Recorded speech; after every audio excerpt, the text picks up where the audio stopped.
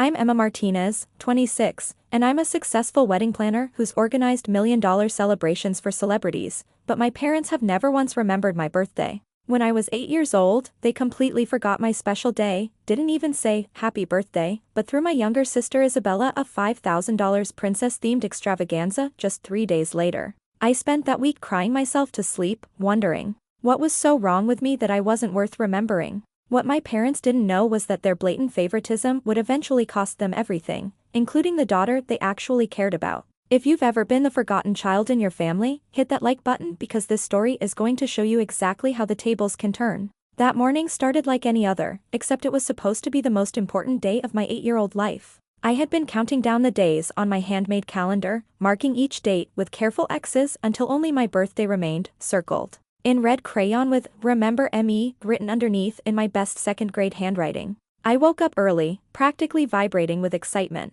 This was it, my special day. I had dropped hints for weeks, talking about how I wanted a chocolate cake like the one we'd seen at the grocery store, how I'd love to have a party with my friends from school. Mom had made those non-committal sounds that I'd learned to interpret as maybes, but hope is a stubborn thing when you're 8. I bounced downstairs in my favorite purple dress, the one I'd specifically saved for today. Dad was already at the kitchen table, buried in his newspaper and coffee. Mom was rushing around, packing Isabella's lunch for kindergarten, checking her backpack, smoothing her hair. "Good morning," I announced brightly, waiting for the magic words. "Morning, sweetheart," Mom said distractedly, not looking up from Isabella's lunchbox. "Did you brush your teeth?" I stood there for a moment, confused. Maybe they were planning a surprise. Maybe they were just pretending not to remember. I tried again, more obviously this time. "It's a pretty special morning, don't you think?" Dad glanced up briefly. "Is it? Well, every morning with you girls is special." He went back to his newspaper. The hope in my chest started to feel heavier, like a balloon slowly deflating. I tried one more time, desperate now. "I'm wearing my favorite dress today because that's nice, honey," Mom interrupted, grabbing Isabella's backpack. "Isabella, come on, we need to leave for school in 5 minutes." Isabella skipped into the kitchen, and immediately both parents' faces lit up in a way that made my stomach twist. Mom knelt down to Isabella's level, fussing over her hair ribbon, telling her how beautiful she looked. Dad put down his newspaper entirely to give Isabella a hug and ask about her spelling test. I watched this display of attention, feeling smaller and smaller. The hospital bracelet I'd kept hidden in my jewelry box seemed to burn in my memory, proof that I existed, that I mattered, that I had been born and celebrated once, even if no one seemed to remember anymore. "What about my spelling test?" I asked quietly. "I'd gotten a perfect score on Friday." "That's wonderful, dear," Mom said, but she was looking at Isabella, not me. As we drove to school, Isabella chattered about her day while I stared out the window, my throat tight with unshed tears. Maybe they'd remember by the time I got home. Maybe there would be a cake waiting, maybe balloons, maybe just a simple, "Happy birthday, Emma." But when I walked through the front door that afternoon, calling out hopefully, I found Mom on the phone with someone, Isabella watching cartoons, and Dad still at work. No cake. No balloons. No acknowledgement that this day was any different from any other day. That night, I lay in bed clutching my homemade calendar, staring at that red circle around today's date. The "Remember ME" I'd written looked like a prayer that had gone unanswered. I cried quietly into my pillow, wondering what I had done wrong, why I wasn't worth remembering, why I felt so invisible in my own home. I had no idea that in just 3 days, I would understand exactly how little I mattered to them. 3 days later, I was still nursing the wound of my forgotten birthday when Mom burst through the front door with an energy I hadn't seen in months. She was carrying shopping bags and had that excited gleam in her eyes that I recognized but had never seen directed at anything involving me. "Girls," she called out, and both Isabella and I came running. "I have the most wonderful news." Isabella bounced on her toes. "What is it, Mommy?" "We're going to throw you the most amazing princess party for your half-birthday," Mom announced, sweeping Isabella up in a hug. "It's going to be absolutely magical." I felt like someone had punched me in the stomach. Half-birthday. Isabella's half-birthday was getting a party, and my actual birthday had passed without so much as a card. "But why?" I asked, my voice small and confused. "It's not even her real birthday." Mom barely glanced at me. "Because our little princess deserves to be celebrated whenever we want to celebrate her," she said, spinning Isabella around. "And I just got off the phone with Enchanted Events. They can do everything. Professional decorators, a real princess performer, the works." Over the next few days, I watched in painful fascination as my parents threw themselves into party planning with an enthusiasm that was both impressive and heartbreaking. Dad, who had barely looked up from his newspaper on my birthday, spent hours researching princess performers and calling venues.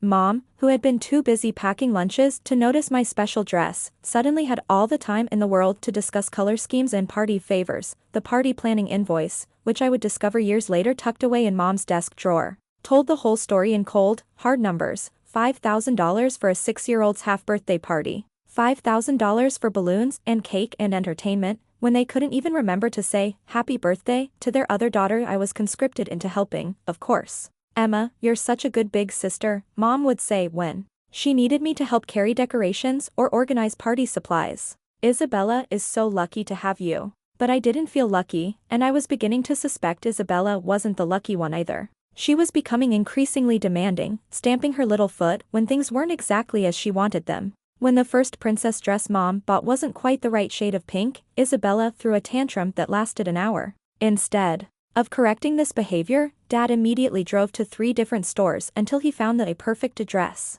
"She has such refined taste," Mom cooed, as if being impossible to please was a virtue. I watched Isabella absorb these lessons about her own importance, about how the world should bend to accommodate her desires. At 6 years old, she was learning that tears and demands got results, that she was worth any expense, any effort, any inconvenience. Meanwhile, I was learning very different lessons. I was learning that I could be helpful, that I could be useful, but that I couldn't be celebrated. I was learning that love in our family was conditional and unequally distributed. I was learning that some children matter more than others, and I wasn't one of the children who mattered. The party itself was everything Mom had promised: a fairy tale explosion of pink and gold, with a professional princess who sang songs and told stories, with a cake that looked like an actual castle, with party favors that probably cost more than most families spend on groceries in a week. Isabella was radiant in her perfect princess dress, surrounded by friends and family who showered her with gifts and attention. She was the center of the universe, just as she was meant to be, just as she always had been. I stood in the corner, wearing a dress Mom had picked out for me at the last minute, not because she wanted me to look nice, but because she needed me to look presentable for the photos. I helped serve cake, I cleaned up dropped napkins, I made sure the other children had everything they needed, and through it all, I couldn't stop thinking about my own birthday just 3 days earlier. The silence, the forgetting, the casual dismissal of what should have been my special day. That night, as Isabella fell asleep surrounded by her new toys and party favors, I made myself a promise. I would never again wait for someone else to remember that I mattered. I would never again hope for attention that would never come. I was 8 years old, and I was already learning to raise myself. The forgotten birthday and Isabella's extravagant half-birthday party weren't isolated incidents, they were the beginning of a pattern that would define my childhood and shape who I became. Over the next several years, I watched this dynamic play out in countless ways, each instance carving deeper grooves in my understanding of where I stood in my family. In 4th grade, I won the school's Academic Achievement Award for having the highest GPA in my class. I was so excited to tell my parents, clutching the certificate with its gold seal and formal language praising my exceptional dedication to learning. I burst through the front door, practically vibrating with pride. "Mom, Dad, look what I got," I announced, holding up the certificate. Mom glanced over from where she was helping Isabella with a simple math worksheet. "That's nice, honey," she said distractedly. "Put it on the counter and I'll look at it later." But she never did look at it later. The certificate sat on the counter for 3 days before I quietly took it to my room, adding it to a growing collection of achievements that went unnoticed and uncelebrated. I kept them all in a shoebox under my bed: honor roll certificates, perfect attendance awards, writing contest ribbons, like evidence of my worth that I couldn't seem to prove to the people who mattered most. And meanwhile, when Isabella brought home a participation ribbon from her soccer team, it was immediately displayed on the refrigerator with fanfare. Dad called his parents to tell them about Isabella's athletic achievement. Mom took photos and posted them on social media with captions about her little superstar. The same week I won my academic award, Isabella lost a tooth. This ordinary childhood milestone was treated like a national holiday. The tooth fairy left a $20 bill under her pillow, along with a glittery note praising her for being the bravest little girl in the world. When I lost a tooth around the same time, I got $1 and a standard note that looked like it had been written in Dad's hurried handwriting. Family photos became another source of pain. Every Christmas, every vacation, every special occasion, I found myself pushed to the edges of the frame. Isabella was always front and center, often in Dad's arms or on Mom's lap, while I stood slightly behind or to the side. Looking at these photos years later, I could track my gradual disappearance from my own family's visual history. The worst part wasn't even the obvious favoritism, it was how natural it seemed to everyone else. Relatives would visit and immediately gravitate toward Isabella, commenting on her beauty, her charm, her personality. "She's going to be a heartbreaker," they'd say, while barely acknowledging my presence. When they did notice me, it was usually to comment on how helpful I was, how immature for my age, how irresponsible. I learned to be all of those things because I had no choice. While Isabella was being praised for her beauty and charm, I was being valued for my usefulness. I became the child who could be relied upon to help with chores, to watch Isabella when needed, to handle responsibilities that most kids my age wouldn't be given at BY middle school. This pattern had become so entrenched that I stopped expecting anything different. When I made honor roll again, I didn't even bother announcing it at home. When I won the school's writing contest, I attended the awards ceremony alone, watching other parents beam with pride while mine weren't even aware. The event was happening, but Isabella's mediocre report card was still cause for celebration. A C+ in math became improvement, and Mom and Dad took her out for ice cream to encourage her progress. My straight A's were just expected, unremarkable, not worth mentioning. I started keeping a journal during this time, and one entry from when I was 12 captured exactly how I felt. I don't need them anymore. I can celebrate myself. I can be proud of myself. I don't need their attention to know that I'm good at things. Even at 12, I was learning to parent myself, to provide my own validation, to find my worth from within rather than from the people who should have been my biggest cheerleaders. It was a survival mechanism that would serve me well in the years to come, but it came at the cost of ever feeling truly supported or unconditionally loved by my own family. The saddest part was that I still loved them deeply. I still craved their approval, still hoped that someday they would see me the way they saw Isabella. But with each passing year, with each forgotten achievement and each celebration of Isabella's ordinary moments, I learned to build walls around that hope. I was becoming emotionally self-sufficient out of necessity, developing the independence and resilience that would eventually make me successful. But I was also learning that I couldn't count on anyone else to recognize my value, a lesson that would both empower and haunt me for years to come. By the time I turned 12, I had made a decision that would change the trajectory of my life. I wrote it in my diary on a rainy Thursday afternoon, sitting cross-legged on my bedroom floor with tears still drying on my cheeks from yet another disappointment. I don't need them anymore. That entry came after what I now think of as the final straw, at least, the final straw of my childhood innocence. I had spent weeks preparing for the school's science fair, staying up late researching photosynthesis and carefully constructing a project that demonstrated how different light wavelengths affected plant growth. I was genuinely excited about it, not just because I thought it might finally get my parents' attention, but because I was proud of the work itself. The night before the science fair, I tried one more time to engage them.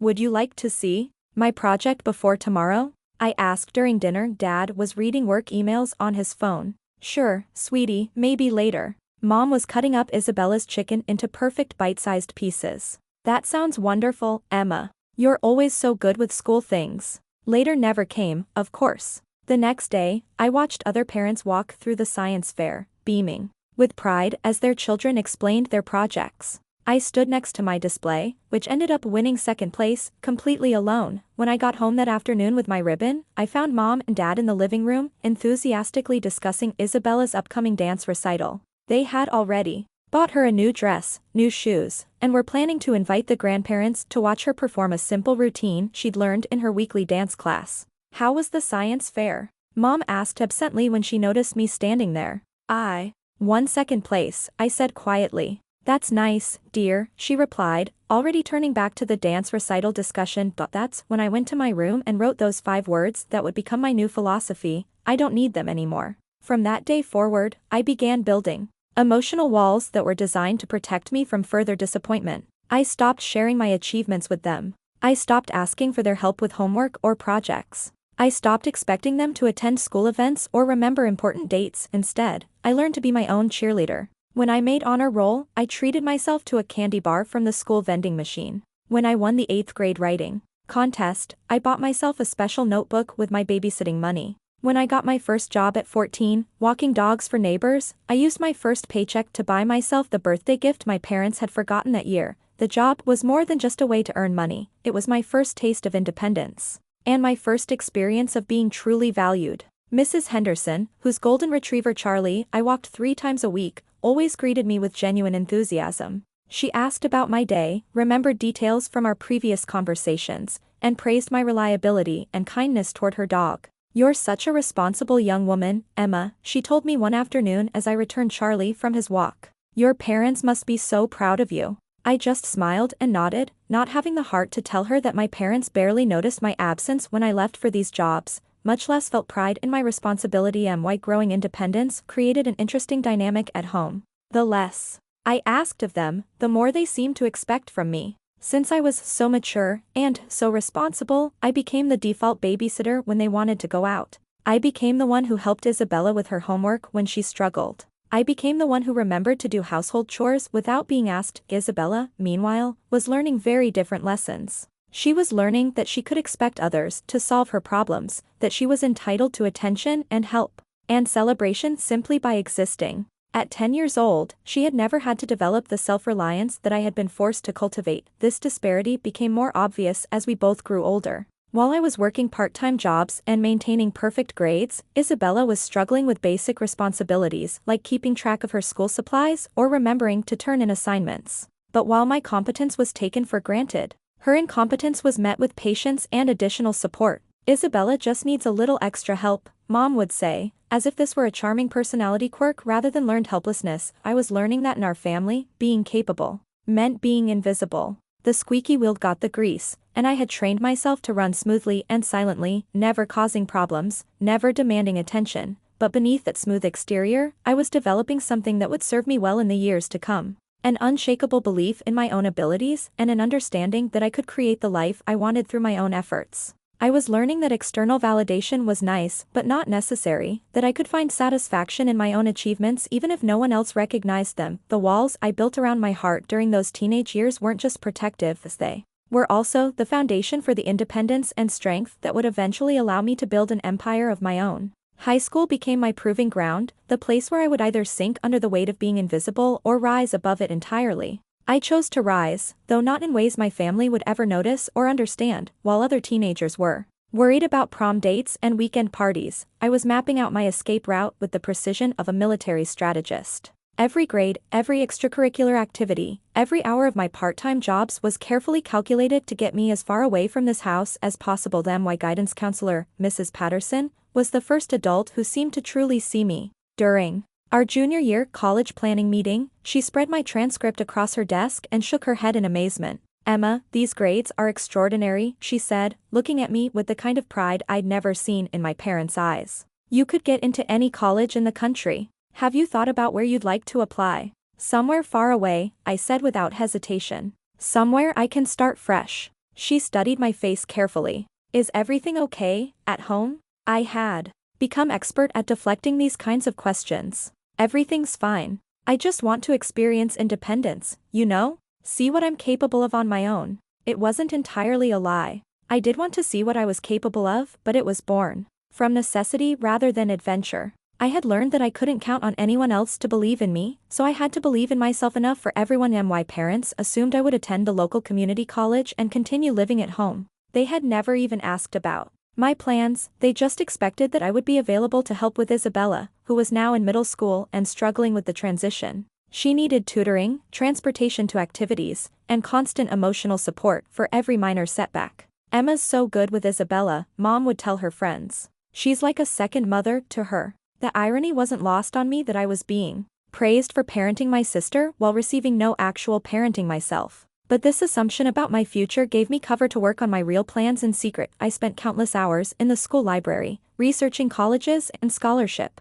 opportunities. I wrote application essays on my lunch breaks, crafting narratives about overcoming adversity without explicitly stating what that adversity was. My college application essay became a masterpiece of subtext, describing my journey toward independence and self-reliance without throwing my family under the bus. The greatest lessons I've learned have come not from what was given to me, but from what I had to create for myself, I wrote. Independence isn't just about living on your own, it's about discovering that your worth isn't determined by how others see you, but by how clearly you can see yourself. I applied to 15 schools, all of them at least 500 miles away. I paid the application fees with money from my job at the local grocery store, where I worked 20 hours a week stocking shelves and running the register. My manager, Mr. Rodriguez, often commented on my work ethic and reliability. "You're going places, Emma," he would say. "Don't let anyone tell you otherwise." If only he knew how desperately I needed to hear those words. The college acceptance letters started arriving in March of my senior year.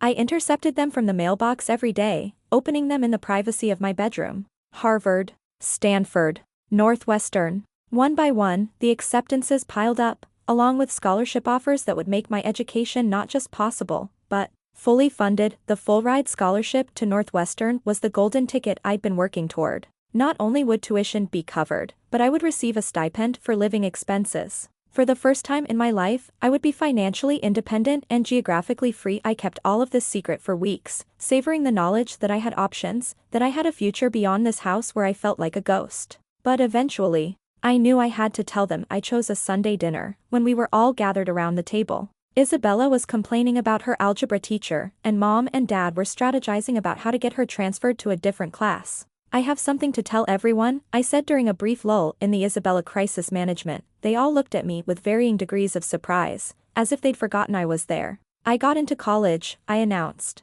"Northwestern University. With a full scholarship." The silence that followed was deafening. Mom's fork stopped halfway to her mouth. Dad lowered his water glass slowly. Isabella looked confused. "Northwestern?" Dad said finally. "That's in Chicago." "Yes. But what about your plans to go to community college?" Mom asked. "We discussed this." "No," I said calmly. "You assumed." "We never actually discussed my plans because no one ever asked what they were." I could see the wheels turning in their heads as they realized what this meant. No Emma at home to help with Isabella. No Emma to babysit when they wanted to go out. No Emma to handle the household responsibilities that had gradually become mine. "You can't be serious," Mom said.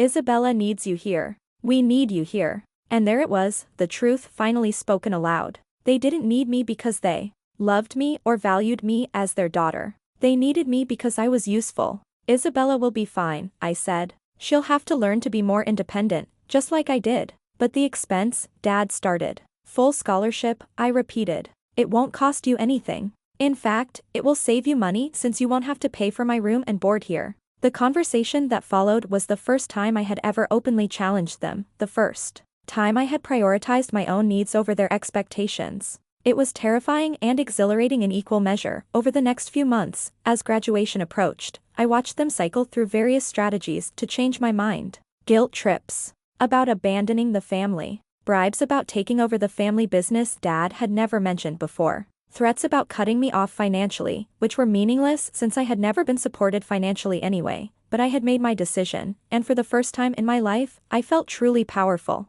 I had created my own opportunities, earned my own freedom, and chosen my own path. The night before I left for college, I sat in my childhood bedroom, packing the few belongings that mattered to me. Among them was my college application essay, the one where I had written about creating my own worth. As I folded it carefully into my suitcase, I realized it had been more than just an essay. It had been a prophecy. Northwestern University became my sanctuary, the first place in my life where I could simply exist without having to justify my presence or prove my worth through constant service to others. For the first time in 18 years, I was free to discover who Emma Martinez actually was when she wasn't defined by what she could do for other people. My freshman year was a revelation in the most literal sense. Every day brought new discoveries about myself, about relationships, about what it felt like to be seen and valued. My roommate, Sarah, was a bubbly girl from Oregon who treated me like I was fascinating from day one, asking about my thoughts, my dreams, my opinions on everything from our shared love of coffee to our different perspectives on literature. "You are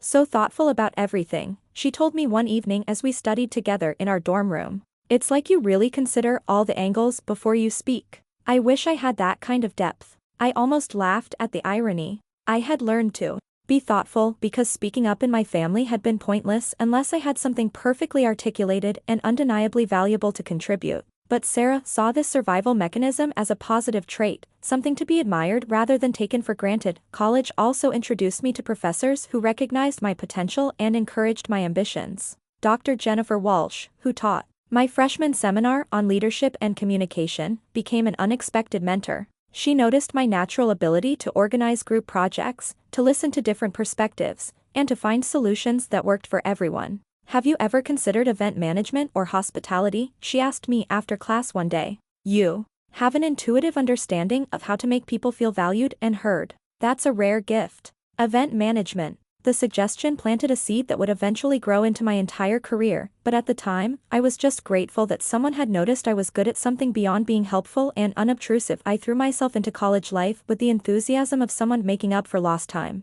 I joined clubs, attended lectures, volunteered for campus events. Every opportunity felt precious because it was mine to choose, mine to pursue, mine to succeed or fail at without anyone else's agenda interfering. But perhaps the most significant part of my college experience was learning what healthy relationships looked like. My friends actually cared about my well-being, asked about my feelings, remembered important events in my life. When I mentioned that my 19th birthday was coming up, my friend group immediately started planning a celebration. Wait, what do you mean no one's ever thrown you a proper birthday party? My friend Marcus asked, genuinely shocked. That's insane. We're fixing that right now. The party they threw me was simple, just pizza, cake, and a few friends in the common room, but it was the first time in my life that I felt truly celebrated. They had made a banner with my name on it, bought me thoughtful gifts they'd saved up for, and spent the entire evening focused on making me feel special. Though I cried that night, not from sadness but from the overwhelming realization of what I had been missing.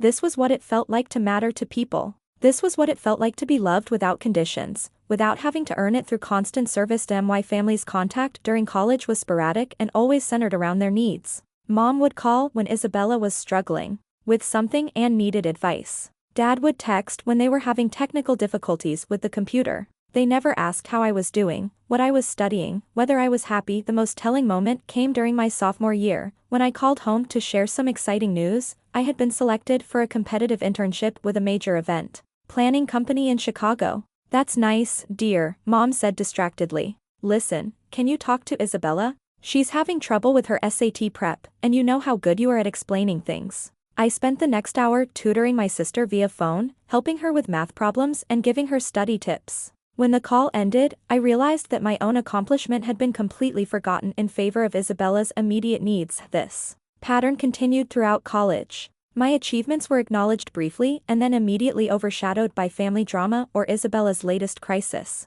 When I made Dean's List, they were dealing with Isabella's breakup. When I won a prestigious scholarship for academic excellence, they were focused on Isabella's college applications. Meanwhile, every small milestone in Isabella's life was treated like a national holiday. Her high school graduation required me to drive home for a weekend-long celebration. Her acceptance to a state school, with grades far below what mine had been, was shared on social media with glowing pride. The contrast became so stark that I started to feel like I was living in two different universes. In my college world, I was valued, celebrated, and seen as someone with potential and worth. In my family world, I remained invisible except when my usefulness was required. My graduation from Northwestern was the ultimate symbol of this divide. I graduated summa cum laude with a degree in communications and a minor in business administration. I had job offers from 3 different companies and had been accepted to graduate school programs at 2 Ivy League universities. The graduation ceremony was beautiful, a sunny May morning with thousands of families celebrating their children's achievements.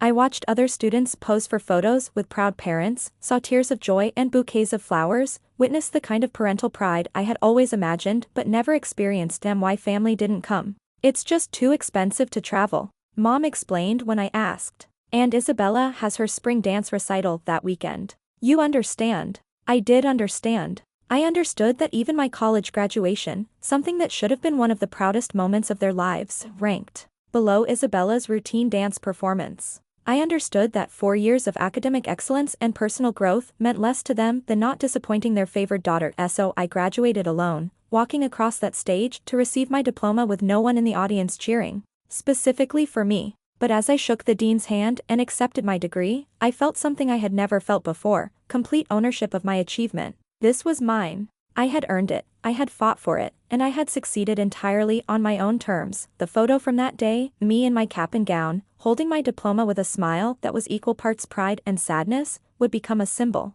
of my independence. I was alone, but I was also free. And that freedom was about to take me places my family could never have imagined. After graduation, I moved to Chicago permanently and started my career at Prestige Events, a mid-sized company that specialized in corporate gatherings and social celebrations. My starting salary of $45,000 felt like a fortune to someone who had grown up buying her own birthday gifts with babysitting money. My first business card was simple, white cardstock with black lettering that read, Emma Martinez, Event Coordinator. I kept that card in my wallet for years, long after I had outgrown the title, because it represented something profound. The first time my name appeared on something professional, something that belonged entirely to me, the work came naturally to me in ways that surprised even my supervisors. All those years of anticipating other people's needs, of managing family dynamics, of being the responsible one who made sure everything ran smoothly, it had all been training for this career, though I hadn't realized it at the time. You have an intuitive understanding of what makes people feel special, my boss, Margaret Chan, told me after my first successful event, a product launch for a tech startup.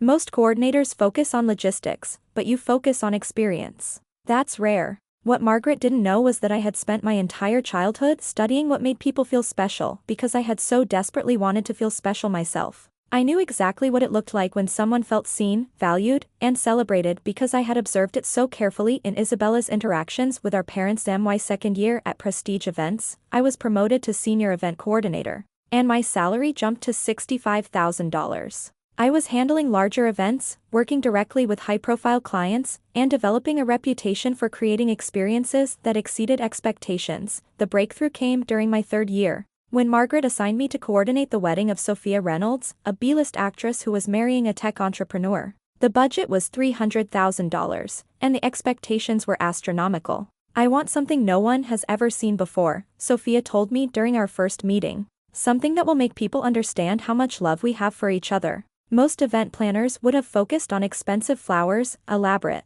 decor, or celebrity entertainment. But I had learned that the most meaningful celebrations weren't about showing off. They were about creating moments that felt authentic and personal. I spent hours getting to know Sophia and her fiancé, learning about their love story, their shared interests, their dreams for the future. Then I designed a wedding that told their story through every detail, from the music playlist that included songs from their first date to the menu that featured dishes from places they had traveled together. The wedding was featured in 3 major magazines, and suddenly my phone was ringing with inquiries from celebrities, business moguls, and socialites who wanted the Emma Martinez touch for their events. Within 6 months, I had left Prestige Events to start my own company, Martinez Event Design. My first office was a tiny shared workspace that cost me $800 a month, but it was mine. My business cards now read Emma Martinez, founder and creative director, and every time I handed one out, I felt a surge of pride. My parents still had no idea about any of this. Our contact had dwindled to occasional text messages and obligatory holiday calls. They assumed I was doing fine in my little job in Chicago, probably making enough to get by, but nothing spectacular. I never corrected this assumption because, honestly, I enjoyed having a life that was completely separate from their awareness. The irony was that I was becoming expert at creating the kind of celebrations I had never received. I planned elaborate birthday parties for clients' children, designing magical experiences complete with custom decorations, entertainment, and cakes that looked like works of art. I organized anniversary celebrations that honored decades of love, and family reunions that brought scattered relatives together in joyful celebration. Every event I planned was infused with the understanding of how much it meant to feel truly celebrated. I knew exactly how to make someone feel like the center of the universe because I knew exactly what it felt like to be invisible. My business grew rapidly. Within 2 years, I had a team of 6 employees and a client list that read like a who's who of Chicago's elite. My revenue had reached $2.3 million annually, and I was personally earning more than most people my age could imagine. But what I discovered next would change everything. Success, it turned out, had an unexpected side effect. It made you visible in ways you couldn't control. A lifestyle magazine was doing a feature on Chicago's rising stars under 30, and somehow my name had come to their attention. The journalist, Rebecca Martinez, no relation, despite the shared surname, wanted to do a profile on my business and my background. Your success story is inspiring, she told me during our interview. Self-made entrepreneur, building an empire from nothing. Tell me about your family, they must be so proud of what you've accomplished. I deflected as much as I could, keeping the focus on my business and my clients. But I knew that publication would make my success public in a way it had never been before. The article was scheduled to run in the magazine's Power issue, the same issue that would feature mayors, CEOs, and celebrities. As I sat in my office that evening, looking at my wall of client thank you notes and industry awards, I realized that I was about to face the one thing I had been avoiding, my family's discovery that the daughter they had dismissed as helpful but unremarkable had built something extraordinary. The question was whether I was ready for that confrontation, or whether I preferred the safety of my secret success. The magazine feature changed everything. The article, titled Rising Star, Emma Martinez Transforms Celebrity Weddings, appeared on page 47 of Chicago Lifestyle's Power issue, complete with a professional photo of me in my downtown office and quotes from celebrity clients praising my work. "Emma doesn't just plan events," said Thomas Blackwell, the Grammy-winning musician whose wedding I had coordinated the previous year. "She creates experiences that capture the essence of who you are as a couple." Our wedding felt like the most authentic celebration of our love story. The article detailed my company's impressive client roster, actors, athletes, business leaders, and politicians who trusted me with their most important celebrations. It mentioned my annual revenue, which had grown to $4.2 million, and described me as one of Chicago's most sought-after event designers, with a waiting list that stretches 2 years. What the article didn't mention was that I was still completely invisible to my own family. The magazine hit newsstands on a Thursday. By Friday, my phone was ringing constantly with new inquiries. By Monday, I had received 3 job offers from major companies wanting to hire me as their creative director. By Wednesday, a production company had reached out about a potential reality show featuring luxury wedding planning. I was living in a strange parallel universe where I was simultaneously celebrated and unknown. In my professional world, I was the Emma Martinez, the woman who could transform any celebration into an unforgettable experience. In my personal world, I remained the forgotten daughter whose achievements went unnoticed. The cognitive dissonance was becoming harder to ignore. I would spend my days coordinating million-dollar celebrations for clients who valued my expertise and creativity, then go home to an apartment where I celebrated my own successes alone. I had created the most beautiful events for hundreds of people, but I had never experienced the feeling of being truly celebrated myself. Then my business continued to expand beyond my wildest dreams. I opened a second office in New York, hired a team of 12 employees, and began working with clients whose names were regularly featured in tabloids and gossip magazines. The waiting list for my services grew to 3 years, and my consultation fee alone was more than many people's annual salaries. One particularly surreal day, I found myself coordinating a birthday party for a billionaire's daughter, a sweet 16 celebration with a budget of $800,000. As I watched this teenager be showered with attention, gifts, and elaborate entertainment, I couldn't help but think about my own 8th birthday, sitting alone in my room with a homemade calendar marked "Remember Me." The contrast was almost too painful to bear. Here I was, orchestrating the kind of celebration I had dreamed of as a child, for someone else's daughter who would probably take it for granted. I was creating magic for other families while remaining estranged from my own, but what truly made me understand the scope of my isolation was the loneliness that accompanied my success. I had built an empire, earned more money than I had ever imagined possible, and gained recognition in my industry, but I had no one to share it with. My college friends had scattered across the country, my professional relationships were collegial but not personal, and my family remained completely unaware of who I had become. The magazine article had made my success public, but it had also highlighted how private my life remained. I had spent so many years protecting myself from my family's indifference that I had also protected myself from forming the kind of deep connections that would have made my achievements feel meaningful. One evening, as I sat in my luxury downtown apartment, a space I had decorated with the same attention to detail I brought to my clients' events, I realized that I had become an expert at creating celebrations for everyone except myself. I knew how to make other people feel special, valued, and loved, but I had no idea how to create those feelings in my own life. The irony was devastating. I had built my career on understanding what made people feel celebrated, but I had never learned how to feel celebrated myself. I had become successful at creating the very thing I had always been denied, but what I didn't know was that my carefully maintained separation between my professional success and my personal invisibility was about to come crashing down. Sometimes the universe has a way of forcing confrontations you've been avoiding, and mine was about to arrive in the form of a family wedding that would change everything. The call came on a Tuesday morning in March. Isabella's voice on the other end of the line was bright and excited, the way it always was when she wanted something. "Emma, I have the most amazing news," she announced without preamble. "I'm engaged."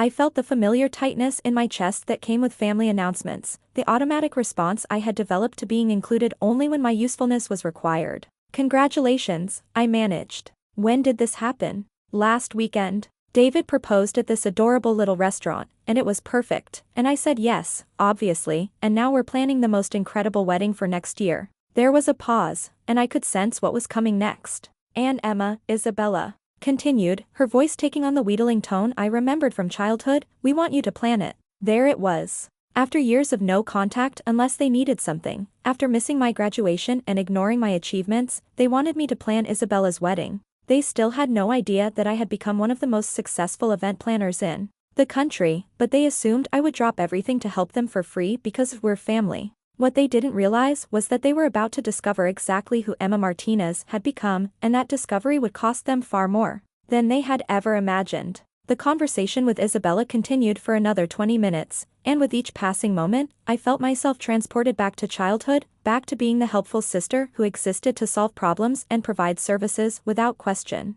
or compensation. "So here's what we're thinking," Isabella said, her voice bubbling with the kind of entitlement that had been carefully cultivated over decades. "We want something elegant but not too formal, romantic but not cheesy, expensive looking but not actually expensive since we're trying to save money for the house." I listened in amazement as she rattled off her wish list: a venue that looked like a fairy tale, flowers that would photograph beautifully, a photographer who could make her look like a model, catering that would impress David's family, and entertainment that would keep people talking for months. "And the best part," she continued, "is that we won't have to pay some stranger thousands of dollars to plan it because we have you.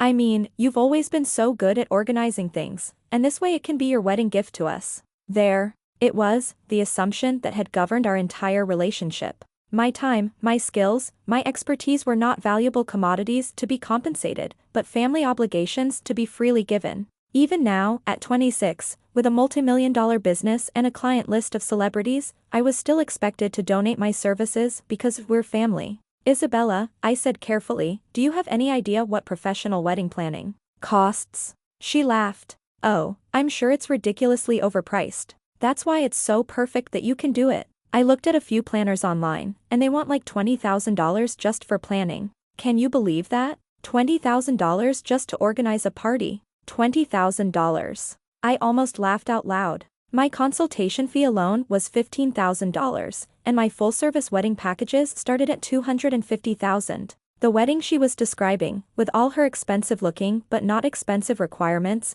would typically cost my clients upward of $500,000. "When are you thinking of having the wedding?" I asked. "Next October." I know it's only 7 months away, but October weddings are so romantic with all the fall colors. And David's cousin is getting married in September, so we want to make sure ours is way better than hers. 7 months. In the wedding planning world, that was considered rush timing, especially for the kind of elaborate celebration Isabella was envisioning. My current clients typically booked 18 to 24 months in advance, and I had a waiting list that would make October 2025 the earliest available date for new clients, but what struck me most wasn't the timeline or the budget expectations, it was the casual assumption that I would rearrange my entire professional life to accommodate their needs. They still saw me as the helpful family member who existed to make their lives easier, not as a successful businesswoman with her own priorities and commitments. "Have you talked to Mom and Dad about the budget?" I asked. "Oh yes. They're so excited.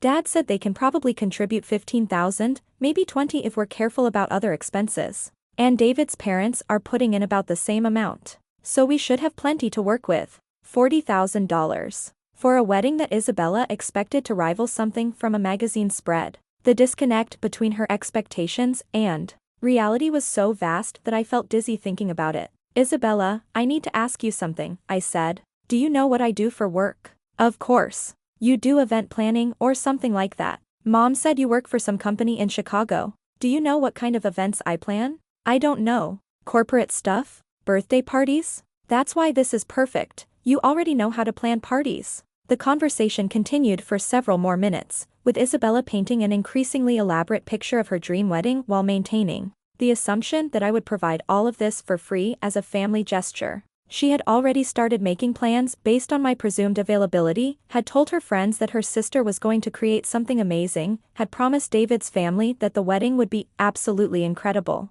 When she finally Hung up, I sat in my office staring at my phone, feeling the familiar mix of hurt and anger that family interactions always provoked. But underneath those familiar emotions was something new, a strange sense of anticipation. For the first time in my life, I held all the cards. They needed something from me, something significant, something that required my expertise and professional network. And they had no idea who they were really asking. The text message that arrived an hour later pushed my emotions from anticipation into something closer to rage. It was a screenshot from Isabella, showing a Pinterest board she had created titled, Emma's Wedding Magic for Isabella. The board was filled with images of elaborate ceremonies, designer dresses, luxury venues, and celebrity-style receptions, all tagged with comments like, Emma will make this happen, and can't wait to see how Emma recreates this. She had already started telling people that I was planning her wedding, had already created expectations based on my presumed abilities, had already committed me to creating something spectacular, all without asking if I was available, willing, or able to take on such a project. But what she didn't know, what none of them knew, was that they were about to discover exactly who Emma Martinez had become. And that discovery was going to cost them everything they thought they knew about family, power, and the price of taking someone for granted. I reached for my phone and opened my contacts list, scrolling to a name I hadn't called in months, Rebecca Martinez, the journalist who had written my magazine profile. It was time to control the narrative of my own story, and I had a feeling that story was about to become very interesting indeed. I spent the next 2 weeks carefully orchestrating what would become the most strategic decision of my life. If my family wanted to discover who Emma Martinez really was, I would control exactly how that revelation unfolded. My first call was to Rebecca Martinez, the journalist who had profiled me. I have a story for you, I told her. A follow-up piece about family dynamics and success. What happens when a family doesn't recognize their own daughter's achievements? Rebecca was intrigued. Are you talking about your own family? I'm talking about a situation where assumptions and favoritism create blind spots that lead to very public embarrassment, I said carefully. It might make for interesting social commentary. My second call was to Marcus Chen, my business manager and the closest thing I had to a best friend. I need you to prepare a comprehensive portfolio of our client list, revenue reports, and industry recognition, I told him. Make it presentation ready. Are you pitching to new investors? He asked. Something like that. My third call was to David Winters, the fiancé I had never met. I found his contact information through Isabella's social media and called him directly. Hi, David, this is Emma, Isabella's sister. I understand congratulations are in order. Emma. Yes, Isabella talks about you all the time. She's so excited that you're going to plan our wedding. She keeps showing me all these incredible ideas on Pinterest. That's actually what I'm calling about. I'd like to meet with you both to discuss the details. Are you free for dinner this Saturday? I'll choose the restaurant. I selected Alinea, one of Chicago's most exclusive restaurants, where a dinner for 3 would cost approximately $800 and required reservations months in advance. It was the kind of place that spoke wealth and sophistication in a language my family had never learned to read. When Saturday arrived, I dressed carefully in a custom Armani suit that had cost more than most people's monthly salary. I wore my grandmother's pearl earrings, the only family heirloom I possessed, and carried a briefcase that contained the portfolio Marcus had prepared. Isabella and David arrived 20 minutes late, looking slightly overwhelmed by the restaurant's elegant atmosphere. Isabella was wearing a dress I recognized from a department store catalog, and David wore a suit that was clearly his best, but was several levels below the establishment's usual clientele. Wow, Emma, Isabella said, looking around nervously. This place is fancy. Are you sure you can afford this? I smiled. Don't worry about the cost. I wanted somewhere we could talk privately about your wedding plans. As we were seated at our table, I watched Isabella's eyes widen at the menu prices. An appetizer cost more than she typically spent on an entire meal. David looked uncomfortable, as he realized that this dinner would cost more than they had budgeted for their entire engagement celebration. So, I said once we had ordered, tell me about your vision for the wedding. For the next hour, I listened as Isabella described her dream celebration in increasingly elaborate detail. She wanted a venue that looked like a European castle, flowers that would create a garden paradise, a photographer who could make her look like a magazine model, and entertainment that would keep 200 guests dancing until dawn. And the best part, she concluded, is that having you plan it means we can have all of this for just the cost of materials. It's going to be incredible. Isabella, I said gently, do you have any idea what a wedding like that actually costs? She waved dismissively. Oh, I'm sure vendors charge way too much because people don't know better. But you're smart about these things. You'll know how to get deals. I reached into my briefcase and pulled out a single document, a contract for a wedding I had planned the previous year for a client whose name Isabella would recognize from celebrity magazines. This is a typical wedding contract for the kind of celebration you're describing, I said, sliding the paper across the table. David looked at the total at the bottom of the page and choked on his wine. $250,000? For one day. Isabella's face went pale. That can't be right. That's more than we make in a year combined. That's actually on the lower end for what you're describing, I said calmly. A venue like the one you showed me on Pinterest typically rents for $25,000 just for the day. The flowers you want would cost another $15,000. Photography packages for the quality you're expecting start at $12,000. I watched the numbers sink in as Isabella realized that her dream wedding would cost more than a house down payment, but I wasn't finished. Of course, those are retail prices, I continued. A good event planner can negotiate better rates, secure premium vendors, and coordinate everything seamlessly. The question is whether you want to hire someone with those kinds of connections and expertise. But your family, Isabella said weakly. You would do it for free, right? I smiled and reached into my briefcase again, this time pulling out the magazine article that had featured my success. I placed it on the table between us, the headline clearly visible, Rising Star, Emma Martinez transforms celebrity weddings. Actually, I said, I am someone with those kinds of connections and expertise. In fact, I'm the someone that other people hire when they want the absolute best. The silence that followed was profound. David was staring at the magazine article, reading the details about my multi-million-dollar business. Isabella was looking back and forth between the article and my face, as if she couldn't reconcile the successful entrepreneur described in the piece with the helpful sister she had always known. This is you? David asked finally. This is me. Isabella's voice was barely a whisper. You're famous. I'm successful, I corrected. And I'm very good at what I do. Which brings us to the real question about your wedding. I leaned forward slightly, my voice calm but unmistakably serious. The question isn't whether I can plan your dream wedding, Isabella. The question is whether you can afford to hire me. The aftermath of that dinner at Alinea rippled through my family like an earthquake. Isabella called our parents immediately after David dropped her off at home, and by 10 o'clock that same evening, my phone was buzzing with calls and texts. From Mom and Dad. Did I let them go to voicemail? The messages, when I finally listened to them, were a fascinating study in how quickly family dynamics can shift when power structures are revealed. Mom's voice was breathless with excitement. Emma. Honey, Isabella told us about your business. We had no idea you were so successful. Call us back, we need to talk about the wedding plans. Dad's message was more calculated. Emma, your mother and I are very proud of what you've accomplished.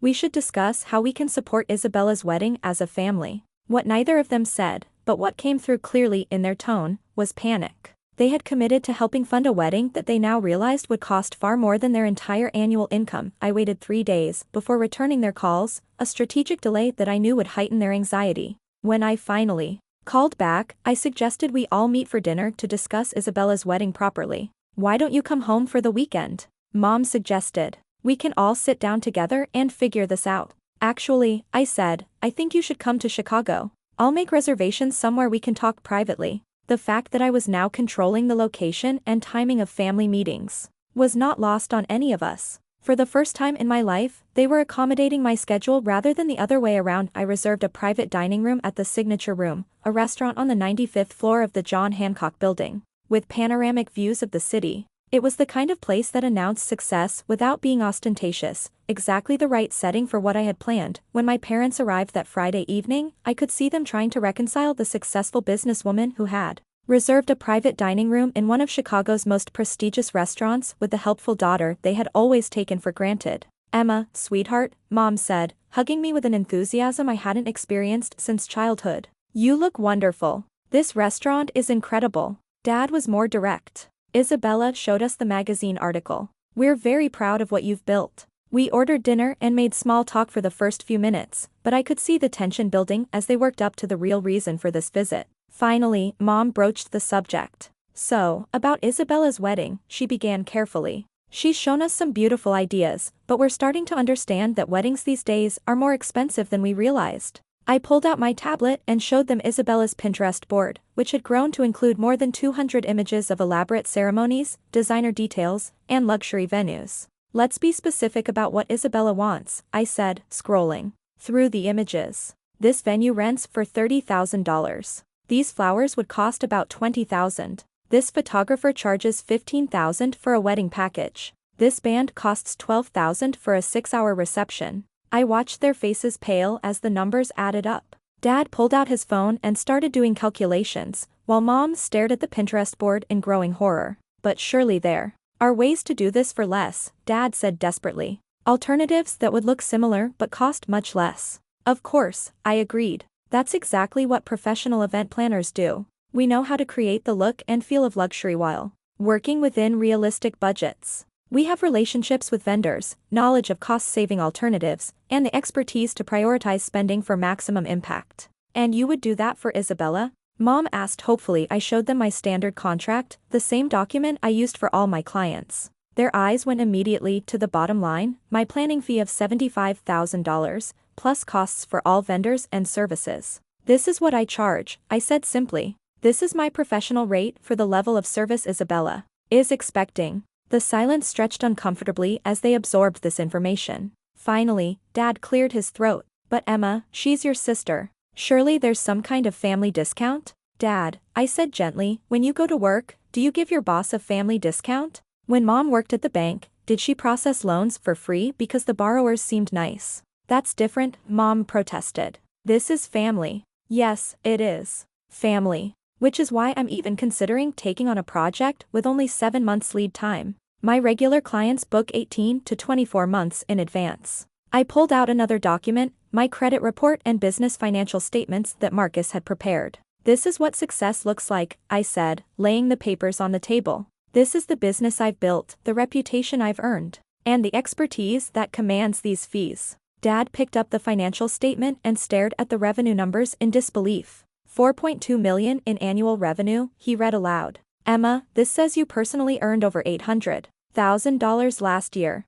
I did. Mom was looking at me as if seeing me for the first time. But why didn't you tell us? Why didn't we know about any of this? The question hung in the air, loaded with years of hurt and misunderstanding. This was the moment I had been waiting for, the opportunity to finally voice what I had never been able to say. Because you never asked, I said quietly. In 8 years since I left for college, you've never once asked about my career, my goals, my achievements, or my life. You call when you need something, but you've never called just to see how I'm doing. But we assumed, Mom started. You assumed I was the same helpful daughter who would always be available to solve your problems for free. You assumed my time and expertise had no value because I had never charged you for them before. I reached into my briefcase one more time and pulled out a stack of credit card statements I had printed from their online accounts, information that Isabella had inadvertently given me access to when she used their shared computer to show me wedding ideas. These are your current financial obligations, I said, spreading the statements across the table.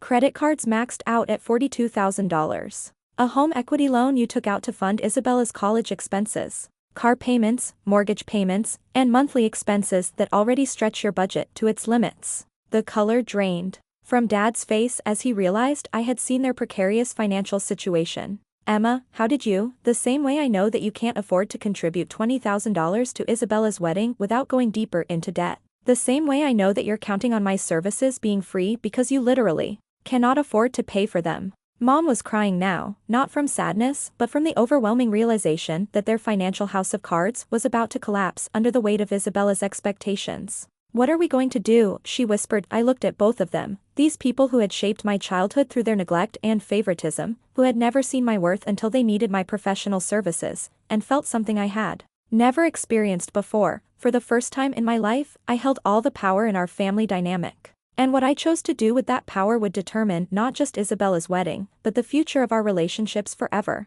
The weeks following our family dinner were a masterclass in watching carefully constructed illusions crumble. My parents returned home with the devastating knowledge that their financial situation was transparent to me, and that their favored daughter's dream wedding was completely beyond their means. But what made the situation truly explosive was Isabella's response to learning about my success. Instead of shame or gratitude, she doubled down on her entitlement with a fervor that astounded even me. I don't care how much money you make, she told me during a heated phone call 2 days after the family dinner. You're still my sister. And sisters help each other. I would do the same for you. The irony of that statement was breathtaking. Isabella, who had never been asked to sacrifice anything for anyone else, was lecturing me about family obligations while simultaneously expecting me to donate services worth more than most people's annual salaries. "When have you ever helped me with anything?" I asked, genuinely curious about her answer. "I helped you tons when we were kids. I let you practice braiding my hair, and I always included you in my games." The delusion was so complete that I almost felt sorry for her. She genuinely believed that allowing me to serve her needs constituted help, that being included as an accessory to her childhood was a favor she had done for me, but Isabella's entitlement was just the beginning of the perfect storm that was brewing. She had already started planning based on the assumption that I would create her dream wedding for free, and she had made promises that were about to become impossible to keep. The wedding venue she had chosen, after seeing it on a celebrity's Instagram account, was the Fairmont Chicago's Imperial Ballroom. When she called to inquire about availability for October, she casually mentioned that her sister Emma Martinez would be planning the event. The venue coordinator's response was immediate and enthusiastic. "Emma Martinez of Martinez Event Design?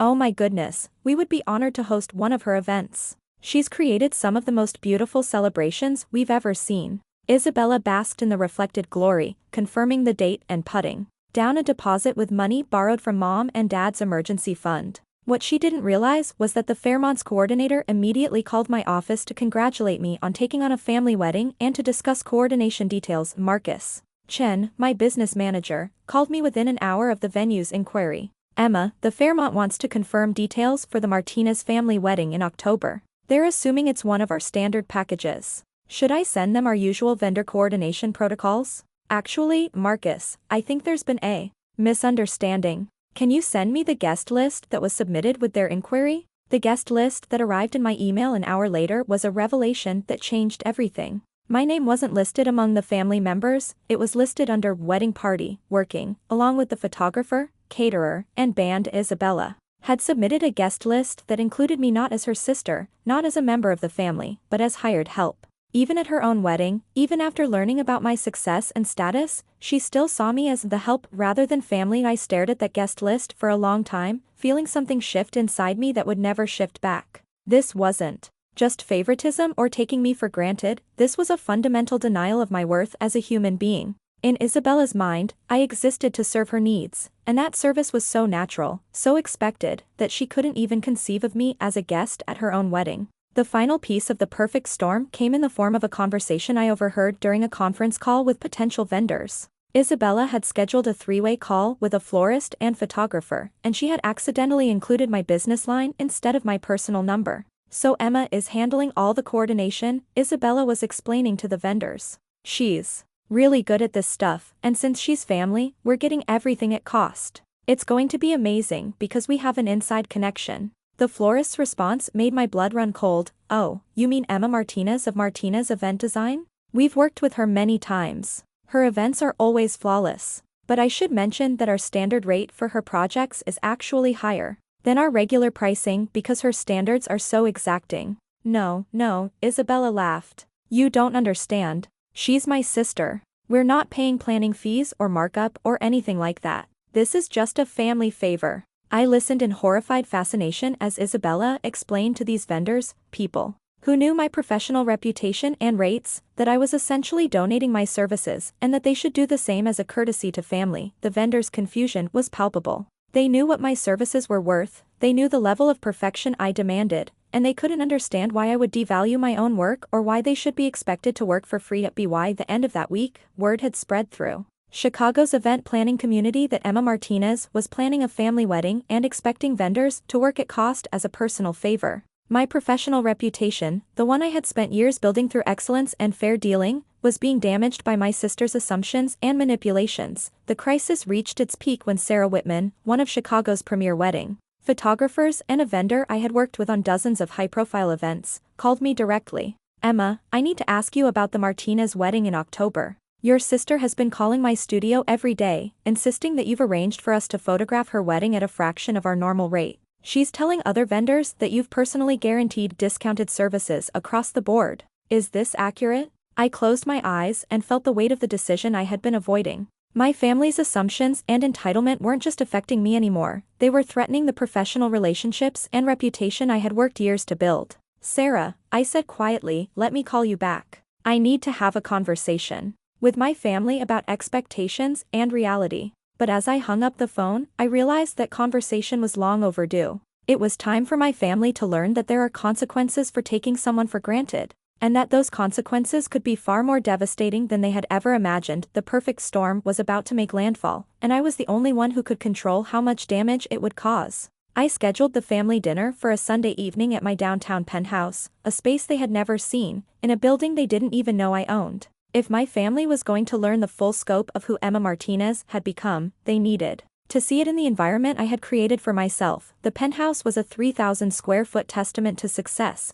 decorated with the same attention to detail I brought to my clients' events. Floor-to-ceiling windows offered panoramic views of the Chicago skyline, original artwork adorned the walls, and every piece of furniture had been carefully selected to create an atmosphere of sophisticated luxury. When my parents and Isabella arrived, I watched their faces carefully as they took in their surroundings. Dad whistled low under his breath as he looked out at the view. Mom ran her hand along the marble countertop in the kitchen, her eyes wide with disbelief. Emma, she said quietly, this place is incredible. You own this. I do. I bought it 2 years ago. Isabella was less diplomatic in her assessment. Jesus, Emma, how much did this cost? $2.3 million, I said simply. Would you like a tour? I led them through each room slowly, allowing them to absorb the reality of my success. The home office with its wall of industry awards and client thank you letters. The master bedroom with its custom walk-in closet filled with designer clothes. The second bedroom I had converted into a library, its shelves lined with business books, memoirs of successful entrepreneurs, and signed copies of books by clients who had become friends. When we returned to the living room, I had arranged my business portfolio on the coffee table, the same comprehensive document Marcus had prepared weeks earlier. But this time, I had added something new, a detailed breakdown of my personal net worth, including investment accounts, real estate holdings, and business valuations. Please, sit down, I said, gesturing to the custom Italian leather sectional. That had cost more than Dad's annual salary. We need to have an honest conversation about Isabella's wedding and what it means to be family. I opened the portfolio to the first page, which showed my client list from the past year. These are the people who hire me, I said. Celebrities, business leaders, politicians, athletes. They book my services 18 to 24 months in advance, and they pay these rates because they understand the value of expertise. Isabella leaned forward to look at the numbers, her eyes widening as she saw the fees I charged. You get $75,000 just for planning? I get $75,000 for project management, vendor coordination, timeline development, crisis management, and ensuring that every detail is executed flawlessly. That's what expertise costs in the real world. I turned to the next section, which detailed my business's annual revenue and growth trajectory. Martinez Event Design has grown by 300% in the past 3 years. We employ 12 people full-time, and our waiting list extends into 2027. Dad was studying the financial statements with the focused attention of someone trying to understand how they had so completely misunderstood their own daughter's life. Emma, he said slowly, you're wealthy. I'm successful, I corrected. And I got here by never undervaluing my work, never accepting less than I'm worth, and never allowing anyone to take advantage of my skills just because they feel entitled to them. Isabella's face was flushed with embarrassment and anger. But I'm your sister. That has to count for something. You're absolutely right, I agreed. Being my sister should count for something. Let me show you what it has counted for so far. I pulled out my laptop and opened a spreadsheet I had been working on for the past week. This is a comprehensive analysis of our relationship over the past 10 years, I said, turning the screen so they could all see it. The spreadsheet was devastating in its precision. I had cataloged every family event I had missed while working, every birthday and holiday where I had sent gifts but received none in return, every time they had called asking for help versus calling just to check on me. The data told a story of complete one-sided support. In 10 years, I said, reading from the spreadsheet, you have called me 47 times. 43 of those calls were to ask for something: help with Isabella's college applications, advice about Dad's business problems, babysitting requests when I was home for holidays. 4 calls were to share family news that affected me directly. Mom's face was crumbling as she absorbed the numbers. Emma, you didn't realize because you never thought about me unless you needed something, I interrupted gently. And now you need something big, something that requires my professional expertise and reputation, and you're discovering that I'm not the same person who used to provide free labor out of desperation for your approval. I turned to Isabella, my voice calm but unmistakably serious. You want to know what being my sister counts for? It counts for me even considering taking on a wedding with 7 months' notice. It counts for me being willing to have this conversation instead of simply telling you that my services aren't available. I reached into the portfolio and pulled out a contract, not my standard client agreement, but something I had drafted specifically for this situation. This is what I'm willing to offer my sister, I said, placing the contract on the table. I will plan your wedding. I will use my vendor relationships, my expertise, and my reputation to create something beautiful within your actual budget. But I will not do it for free, and I will not pretend that my work has no value. Isabella grabbed the contract and scanned to the bottom line. Her face went white. $50,000? Emma, you know we can't afford that. That's exactly my point, I said. You can't afford my services. But you expected me to provide them anyway because you've never learned that other people's time and expertise have value. Dad was studying the contract more carefully. Emma, this is actually very generous. It's much less than your normal fee. It's a 70% family discount, I confirmed. It's also the final offer. The room fell silent as they absorbed what I was saying. Isabella was crying now, not the manipulative tears she had used as a child to get her way, but genuine tears of someone whose entire worldview was crumbling. But Emma, she whispered, I already told everyone you were planning my wedding. I already put deposits down at venues. I already promised David's family that it would be incredible. What am I supposed to do now? And there it was, the moment I had been waiting for. Isabella had finally been forced to confront the consequences of her assumptions, the reality that she couldn't simply expect others to solve her problems for free. You have 3 choices, I said calmly. You can accept my contract and have the wedding of your dreams professionally planned and executed. You can scale back your expectations to match your actual budget and plan something simpler yourself. Or you can postpone the wedding until you can afford to do it properly. What about family loyalty? Mom asked desperately. What about helping each other? I looked at each of them. These people who had shaped my childhood through their neglect, who had dismissed my achievements and taken my help for granted, and felt something I had never felt before, complete emotional freedom. Family loyalty works both ways, I said quietly. And I'm still waiting to experience it from your side. The week following our family confrontation was a master class in how quickly assumptions can unravel when reality intrudes. Isabella, who had built her entire wedding plan around the premise that I would work for free, suddenly found herself facing the true cost of her expectations. Her first move was to try going around me entirely. If Emma Martinez was too expensive, surely there were other event planners in Chicago who could create the same level of sophistication for a fraction of the cost.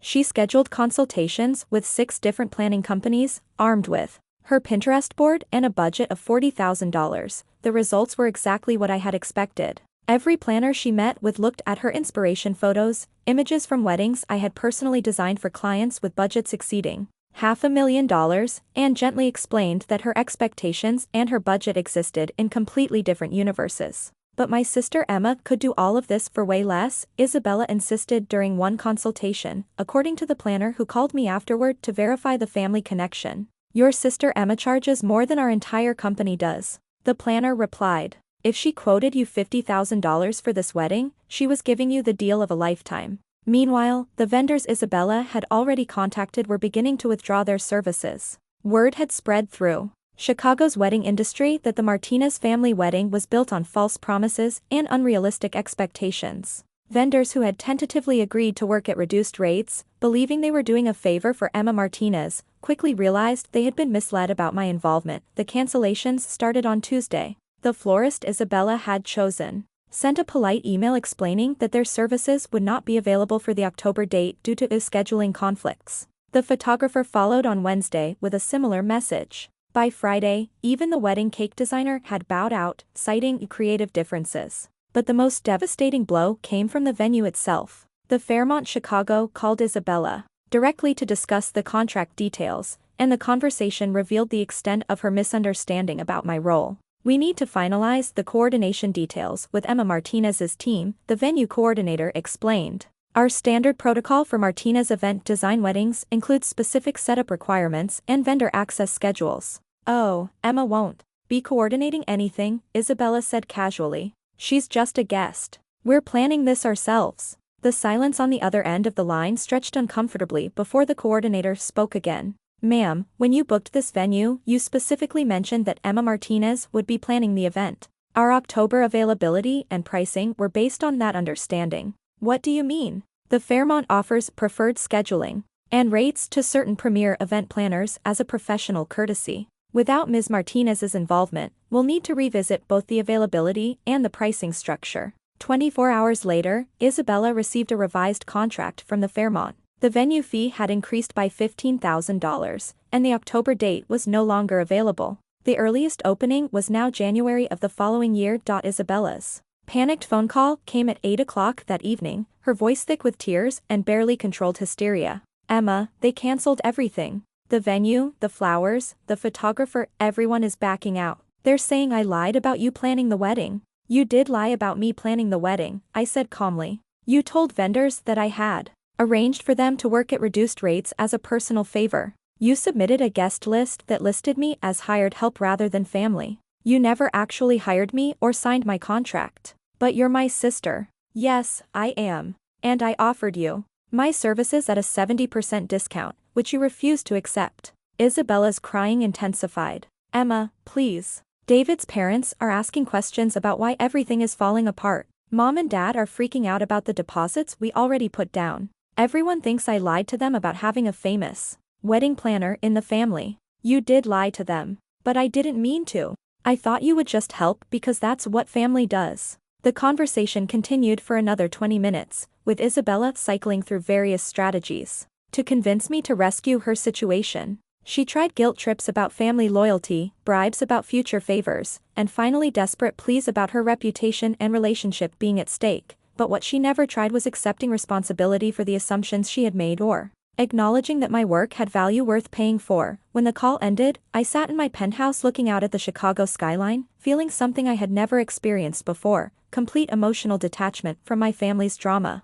Their crisis was entirely of their own making, and their unwillingness to treat me with basic respect had consequences they were only beginning to understand. The next morning brought news that the situation was spiraling beyond Isabella's wedding. Word of the failed event had reached David's family, who were beginning to question not just the wedding plans but Isabella's honesty and financial responsibility. David's mother had called off their planned engagement party, citing concerns about unrealistic expectations and poor planning. But the most significant consequence was one my family hadn't anticipated. The vendors who had withdrawn from Isabella's wedding began recommending me to other clients, sharing stories about my professionalism in contrast to my family's behavior. My reputation in the industry, rather than being damaged by the association, was actually enhanced by my refusal to enable entitled behavior. Marcus Chin called me with an update on our business prospects. "Emma, we've received 6 new inquiries this week from couples who heard about how professionally you handled a difficult family situation. Apparently, word is spreading that you don't compromise your standards even for family members. And how are you responding to those inquiries?" "I'm telling them that our next availability is in 2027, unless they're interested in our premium rush service." I laughed, recognizing the irony. My family's crisis was actually generating new business, while their refusal to respect my value was costing them everything they had hoped to gain. But what they didn't yet understand was that the real consequences were just beginning. Isabella's wedding was just the surface level of a much deeper reckoning that would reshape our family dynamics forever. The question was no longer whether I would save Isabella's wedding. The question was whether my family was capable of learning that relationships built on taking advantage of someone's generosity ultimately cost far more than they could afford to pay. 2 weeks after Isabella's world collapsed, I received an unexpected call from Dad. His voice carried a weight I had never heard before, not the casual dismissiveness I was accustomed to, but something approaching genuine humility. "Emma, could we meet for coffee? Just you and me. I think we need to have a conversation." We met at a small cafe near my office, a neutral space where I felt comfortable, and he looked slightly out of place among the young professionals and entrepreneurs who frequented the area. Dad arrived early and was already seated when I walked in, studying the menu with the careful attention of someone nervous about making a good impression. "Thank you for meeting me," he said as I sat down. "I know things have been difficult lately." I ordered my usual coffee and waited for him to continue. After 26 years of being the one who initiated conversations, who tried to bridge gaps, who worked to maintain family connections, I had decided that the burden of communication was no longer mine to carry. Emma, I need to start by saying something I should have said years ago. He pulled out a folded piece of paper from his jacket pocket. I wrote this down because I wanted to make sure I said it right. He unfolded the paper carefully, and I could see his handwriting covering both sides, a formal letter that he had clearly spent considerable time crafting. Dear Emma, he began reading, his voice steady but emotional. Your mother and I owe you an apology that is long overdue. We have failed you as parents in ways that we are only now beginning to understand. The letter continued for several minutes, detailing specific instances of favoritism, neglect, and taking my contributions for granted. It acknowledged my academic achievements that had gone uncelebrated, my emotional maturity that had been exploited rather than nurtured, and my professional success that had been ignored until they needed something from me. We realize now that we raised Isabella to believe she was entitled to things she hadn't earned, while teaching you that your worth depended on what you could do for others. We created a dynamic that was unfair to both of you, but especially harmful to you. When he finished reading, he folded the letter carefully and placed it on the table between us. This is yours to keep, but more importantly, I want you to know that we understand now why you made the decisions you did about Isabella's wedding. I picked up the letter and scanned through it, noting the specific examples he had included, the acknowledgement of patterns I had thought they were oblivious to,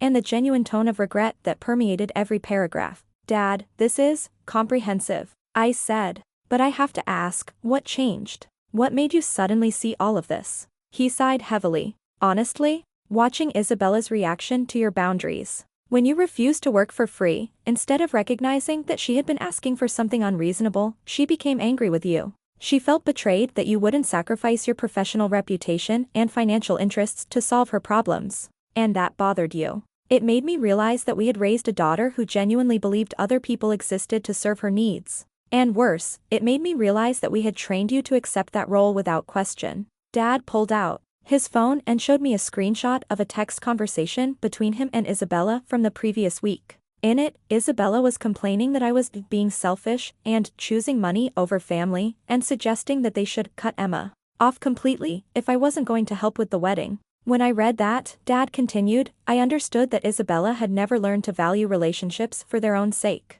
She only valued people for what they could provide. And I realized we had taught her that by example. The conversation continued for over an hour, with Dad asking questions about my business, my life in Chicago, my achievements and goals, questions he admitted he should have been asking for years. He seemed genuinely interested in understanding who I had become, rather than simply figuring out how to get what the family needed from me. Emma, I have a proposal, he said finally. Not about the wedding, but about our family moving forward. He explained that he and Mom had started attending family therapy sessions to understand how their parenting had created such unhealthy dynamics. They had also insisted that Isabella join them, though she was resistant to the idea that her behavior needed to change. We want to rebuild our relationship with you on a foundation of genuine respect and mutual support, he said. But we understand that will take time, and it will require us to prove that we've changed, not just say it. What does that look like practically? I asked. It means we stop asking you for help until we've demonstrated that we value you for who you are, not what you can do for us. It means we start celebrating your achievements and supporting your goals the way we should have been doing all along. And it means we address the entitlement issues with Isabella before they destroy her ability to have healthy relationships. He paused, then continued with obvious difficulty. And it means we accept that you have every right to maintain whatever boundaries you need to protect yourself from being taken advantage of again. I studied his face, looking for signs of manipulation or self-interest. But what I saw was genuine remorse and a man who was finally understanding the consequences of decades of poor parenting choices. What about Isabella's wedding? I asked. Isabella's wedding is Isabella's responsibility. If she wants your help, she needs to hire you properly and treat you with the respect you deserve as both a professional and a sister. If she can't afford your services, then she needs to plan something within her means. And if she refuses to accept those terms? Dad's expression was sad but resolute. Then she'll learn some difficult lessons about the consequences of entitlement. It might be the best thing that could happen to her in the long run. He reached into his jacket again and pulled out another document, a formal written acknowledgement of my professional status and a commitment to respect my boundaries going forward. It was signed by both him and Mom, witnessed and dated. This isn't a contract, he explained. It's a promise. A written commitment that we will treat you with the respect and consideration we should have shown you all along. As I read through the document, I felt something shift inside me, not forgiveness exactly, but the possibility of forgiveness. For the first time in my life, my parents were offering me something I had always craved, genuine recognition of my worth as a person, separate from my usefulness to them. Dad, I said finally, this is a good start, but rebuilding trust will take time, and it will require consistent actions, not just words. I understand. We're prepared for that. And Isabella needs to be part of this process. She can't continue believing that other people exist to solve her problems. We're working on that. It's challenging. I looked at this man who had failed me in so many ways, but was now genuinely trying to make amends, and I made a decision that surprised even me. I'll consider taking on Isabella's wedding, I said slowly, but only under specific conditions. And only if she can demonstrate that she understands the value of what I'm offering. Dad's eyes widened with hope. What would those conditions be? She needs to apologize publicly for misrepresenting our professional relationship to vendors. She needs to sign my standard contract and pay my fees up front. And she needs to acknowledge in writing that my services are a gift she's receiving, not an obligation I owe her. And if she agrees to all of that, I smiled for the first time in our conversation. Then I'll give her the wedding of her dreams. But it will be on my terms, with my standards, and with the full recognition that she's receiving something extraordinary that she has no right to expect. Dad nodded slowly. I'll talk to her. But Emma, regardless of what she decides about the wedding, your mother and I are committed to rebuilding our relationship with you. As we parted ways outside the cafe, I felt cautiously optimistic for the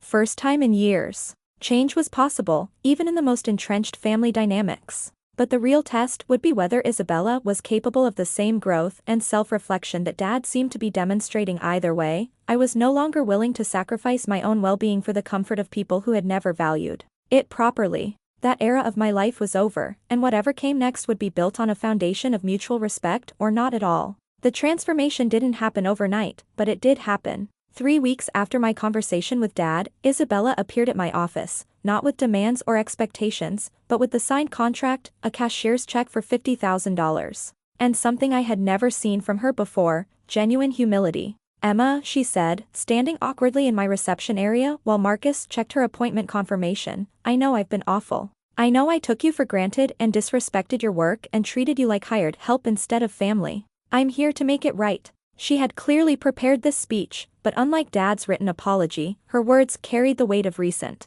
consequences. Isabella had spent the past month trying to plan her own wedding and discovering firsthand what professional event coordination actually involved. She had been overwhelmed by vendor communications, confused by timeline logistics, and frustrated by the gap between her Pinterest dreams and her actual budget. I want to hire you properly, she continued. I want to pay your fee and follow your process and have you plan my wedding the right way. And I want to apologize for not understanding how hard you've worked to build your business and how insulting it was to expect you to give all of that away for free. I invited her into my office, the same space where I had shown our parents my portfolio weeks earlier. But this time, the dynamic was completely different. Isabella wasn't there as the favored daughter expecting special treatment. She was there as a client who needed professional services and understood their value. Tell me about your vision for the wedding, I said, pulling out a fresh planning notebook. But this time, let's start with your actual budget and build something beautiful within those parameters. What followed was the first productive conversation Isabella and I had ever had as adults. Instead of demanding expensive elements she couldn't afford, she listened as I explained how to achieve elegant effects through strategic choices. Instead of assuming I would handle everything for free, she asked thoughtful questions about timelines, vendor coordination, and decision-making processes. I had no idea how much work this was, she admitted as we reviewed the planning timeline. When you used to help with family parties when we were kids, I thought you were just naturally good at organizing things. I never realized you were developing actual professional skills. The wedding planning process became an unexpected opportunity for us to rebuild our relationship on entirely new terms. Isabella discovered that I was intelligent, creative, and capable of far more than she had ever given me credit for. I discovered that when she wasn't operating from a place of entitlement, she could be thoughtful, appreciative, and genuinely pleasant to work with, but the real test came when we had to make difficult choices about priorities. Isabella's budget could accommodate either the designer flowers she wanted or the premium photographer, but not both.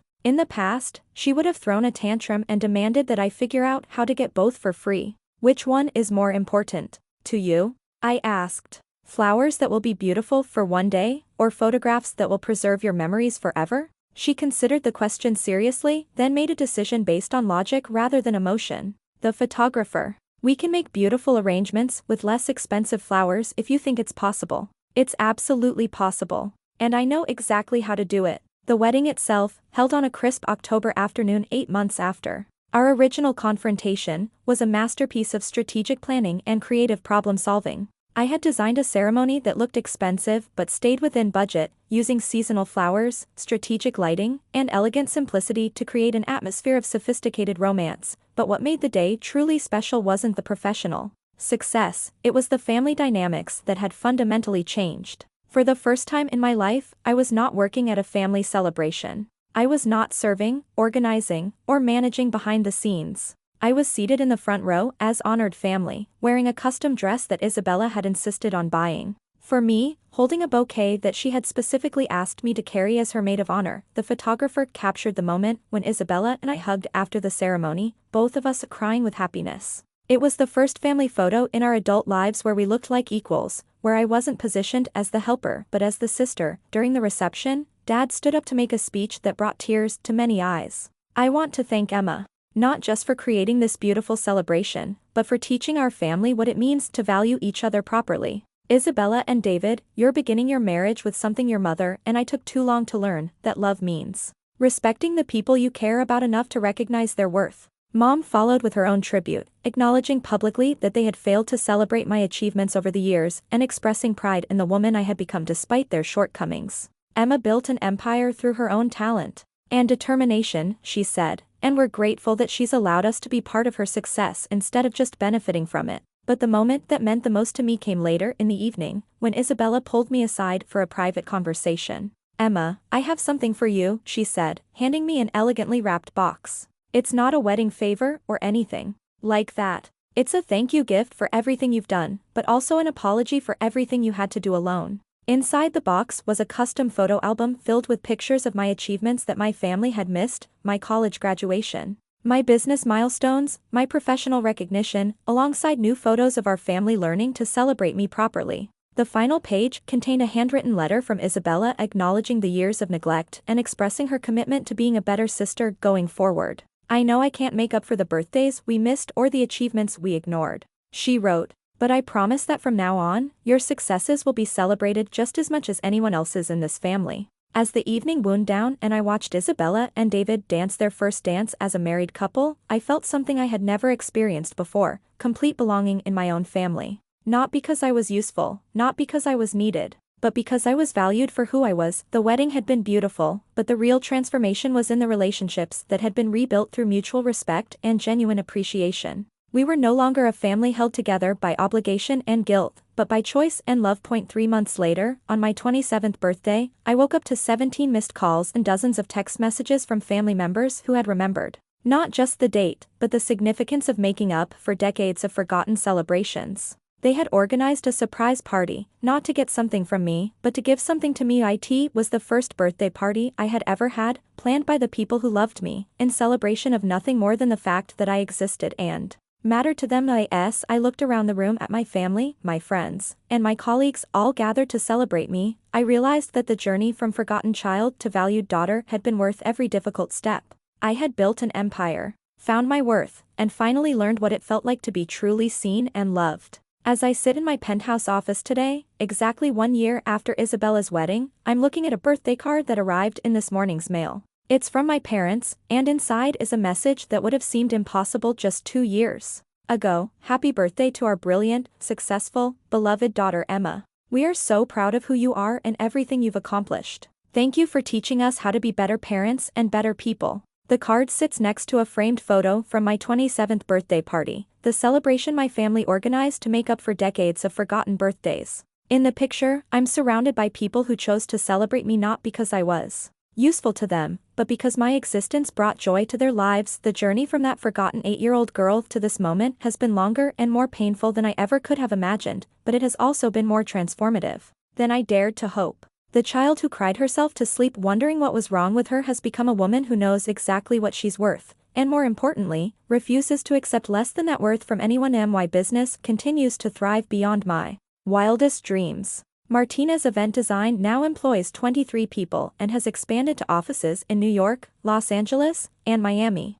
We've planned celebrations for Fortune 500 CEOs, Hollywood A-listers, and even a few members of European royalty. Last month, we were featured on the cover of Event Planning Today as the company that's redefining luxury celebrations. But what brings me the most satisfaction isn't the financial success or professional recognition, it's the knowledge that I've built something meaningful while staying true to my values. Every event we plan is infused with the understanding of how important it is to feel truly celebrated, because I know exactly what it costs when that celebration is missing my family. Relationships have been rebuilt on a foundation of mutual respect and genuine affection.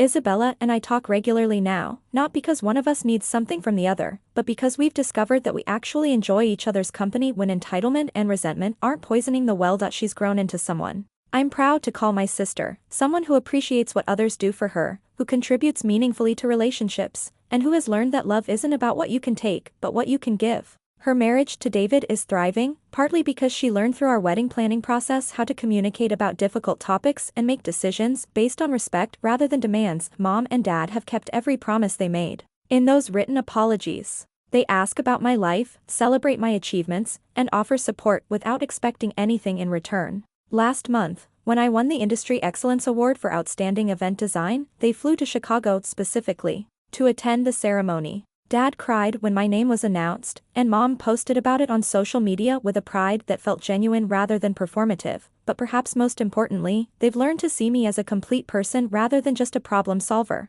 When Dad's business faced financial difficulties last year, he called to tell me about it not because he wanted my help, but because he wanted to share what was happening in his life with someone he trusted. When I offered to connect him with business consultants I knew, he accepted the help gracefully and insisted on paying standard consulting fees. The little girl who marked her calendar with "Remember Me" finally lives in a world where she is remembered, valued, and celebrated. But more than that, she has learned to remember, value, and celebrate herself. The most unexpected gift of this journey has been discovering that setting boundaries and demanding respect doesn't push people away, it attracts the right people, and teaches the wrong people how to do better. The family members who were willing to grow have become deeper, more meaningful relationships than I ever thought possible. The vendors and clients who respect my expertise have created a professional network built on mutual appreciation. The friends who celebrate my successes have become the chosen family that supplements my biological one. I still keep that handmade calendar from when I was 8 years old, the one with "Remember Me" written in red crayon.